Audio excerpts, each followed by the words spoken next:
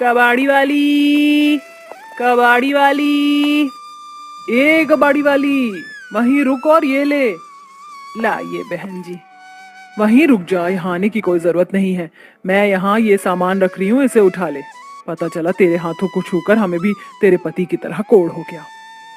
ना जाने ये वॉचमैन मोहल्ले में कैसे कैसे लोगों को आने देता है। मैंने तो सुना है कोढ़ की बीमारी छूने से बढ़ती है। कहीं इसके मोहल्ले में आने से हमें भी कोढ़ ना हो जाए। अब यहाँ खड़ी खड़ी हमारी शक्ल क्या देख रही हो, जा यहाँ से। उन औरतों की बात सुन कबाड़ी का सामान ले रही अंजलि की आंखों में आंसू आ जाते हैं। वो बिना कुछ बोले ही कबाड़ी का ठेला लिए आगे चली जाती है और सारा दिन लोगों से कबाड़ी का सामान खरीद कर उन्हें शाम को बेचकर थोड़े बहुत मिले पैसों से थोड़ा बहुत राशन लेकर घर आ जाती है। माँ, मैं कब से तुम्हारा इंतजार कर रही हूँ और तुम अब आ रही हो। बाबा भी आज भूखे पेट सो गए। ये क्या, तुम्हारी आंखें इतनी लाल कैसे? सच सच बताओ, तुम रो रही थी ना? अपनी 7 साल की बेटी पल्लवी की पूछने पर अंजलि अपने आंखों को आंसू रोक नहीं पाती और फूट फूट कर अपनी बेटी के सामने रोने लगती है और उसे सारी बात बताती है। माँ ऐसे मत रो, दुर्गा माता है ना, वो सब कुछ ठीक कर देंगी। एक दिन देखना, बाबा का कोढ़ भी ठीक हो जाएगा।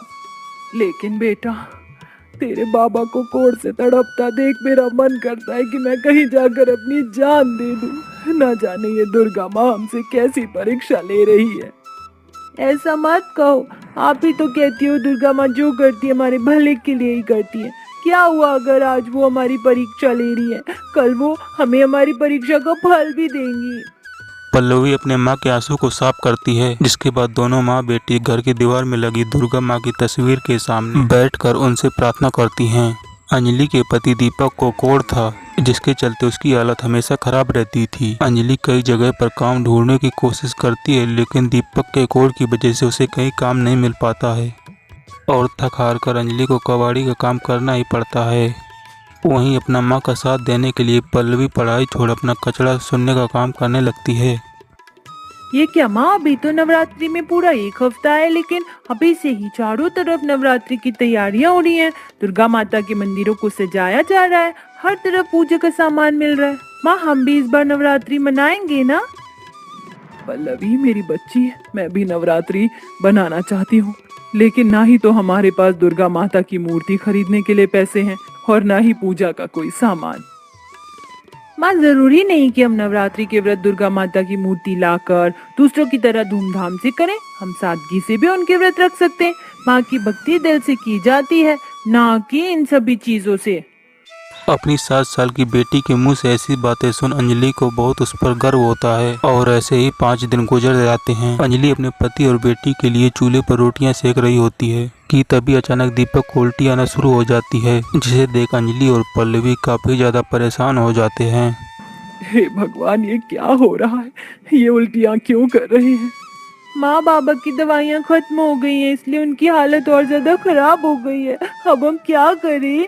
मैं सेठ से कुछ पैसे उधार लेकर आती हूँ, भले ही मुझे उसके पैरों में गिरना पड़े, लेकिन मैं उनकी दवाइयाँ जरूर लेकर आऊंगी। अपने बाबा की हालत देख बेचारी पल्लवी अब सुबह से शाम तक कूड़ा बीनती है। हे दुर्गा माँ, मेरी मदद करो, मेरे बाबा को ठीक कर दो, उन्हें कुछ नहीं होना चाहिए। पल्लवी कचरा चुनते चुनते दुर्गा माँ से बाबा के लिए प्रार्थना कर ही रही होती है कि तभी पल्लवी की नज़र कचरे के ढेर के पास पड़ी दुर्गा माँ की मूर्ति में पड़ती है, जिसे देखकर पल्लवी, हे दुर्गा माँ, ये क्या, किस पापी ने आपकी मूर्ति इस कचरे के ढेर में रख दी? भला दुर्गा माँ की इतनी सुंदर मूर्ति को कोई यहाँ कैसे रख सकता है? वो कितना दुष्ट इंसान होगा जिसने ये सब किया। पल्लवी दुर्गा माँ की मूर्ति उठाती और अपने हाथों से साफ कर उसे घर ले आती है और सारी बात अपने माँ को बताती है। ये दुर्गा माता की मूर्ति तो काफी ज्यादा सुंदर है और बिल्कुल नई है। ला पल्लवी, ये मूर्ति तू मुझे दे, मैं इसे जल्दी से किसी मूर्ति वाले को बेच कर आती हूँ। सेठ ने तो मुझे पैसे दिए नहीं, कम से कम मूर्ति वाला तो पैसे दे देगा। मैं उन पैसों से तेरे बाबा की दवा ही ले आऊंगी। ये तुम क्या कह रही हो? तुम दुर्गा माता की मूर्ति कैसे बेच सकती हो माँ?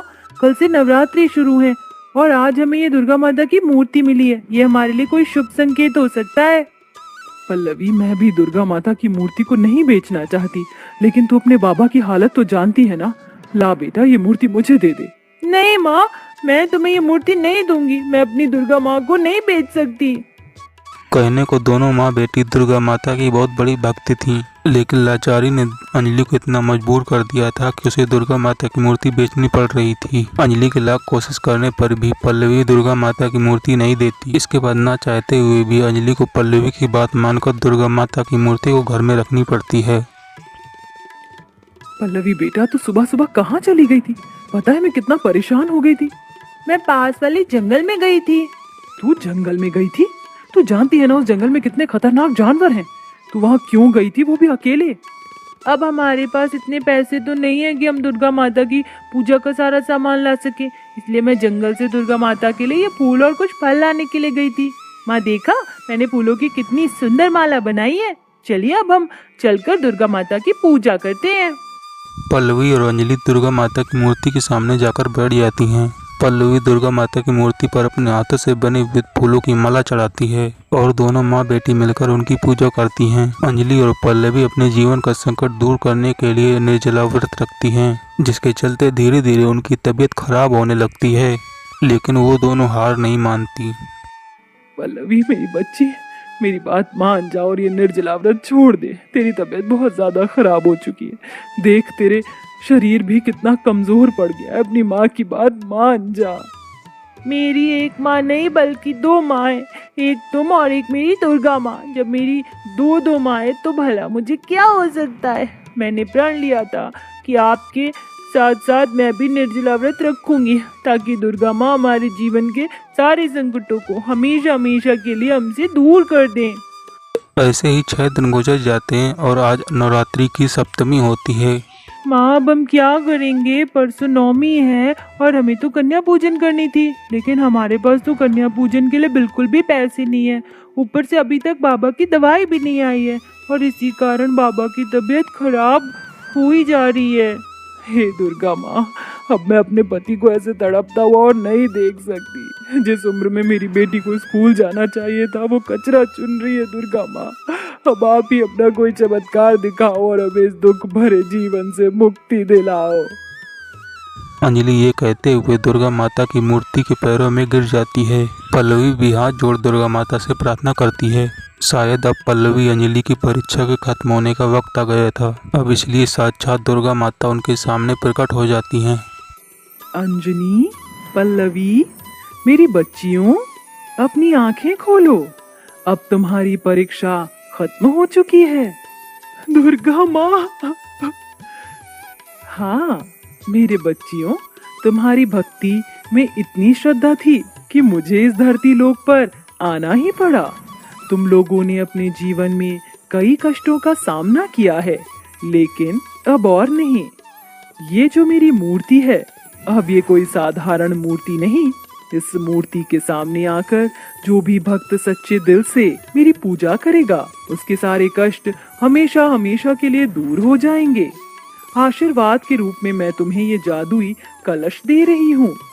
ये कलश हमेशा सोने के सिक्कों से भरा रहेगा, जो तुम्हारी हर परेशानी में तुम्हारी मदद करेगा।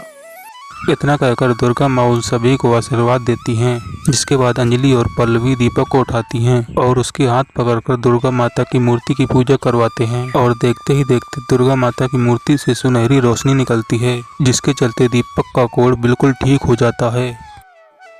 अंजलि, अंजलि मैं ठीक हो गया। अंजलि, अंजलि मैं ठीक हो गया। हे दुर्गा माँ, आखिरकार तूने मेरे पति को ठीक कर दिया। जिससे सभी बहुत ज्यादा खुश हो जाते हैं। इसके बाद पल्लवी जैसे ही जादुई कलश के अंदर से सोने के सिक्के निकालती है, वैसे ही वो कलश दोबारा सोने के सिक्कों से भर जाता है, जिसे देख सभी बहुत ज्यादा खुश होते हैं और वो सभी सोने के सिक्कों से कन्या भोजन के लिए सामान लेकर आते हैं और नवमी के दिन कन्याओं को बुलाकर सभी दुर्गा माता की पूजा करते हैं। जय अम्बे गौरी मैया, जय श्यामा गौरी, तुमको निश दिन ध्यावत, तुमको निश दिन ध्यावत, हरि ब्रह्मा शिवरी, बोल साचे दरबार की जय। दुर्गा माँ की कृपा से पल्लवी और अंजलि अच्छे से कन्या भोजन करते हैं और सभी कन्याओं के पैर छू उनसे आशीर्वाद लेते हैं और इसी के साथ अब उनके जीवन के सारे संकट भी दूर हो जाते हैं और वो सब खुशी खुशी रहते हैं। लेकिन अंजलि और पल्लू इस जादुई कलश की मदद से कई असहाय और बेसहारा लोगों की मदद करते हैं और बीमार लोगों की भी मदद करते हैं। कहाँ लोग हमें छूने तक पसंद नहीं करते, वहाँ तुम हमारी मदद कर रही हो।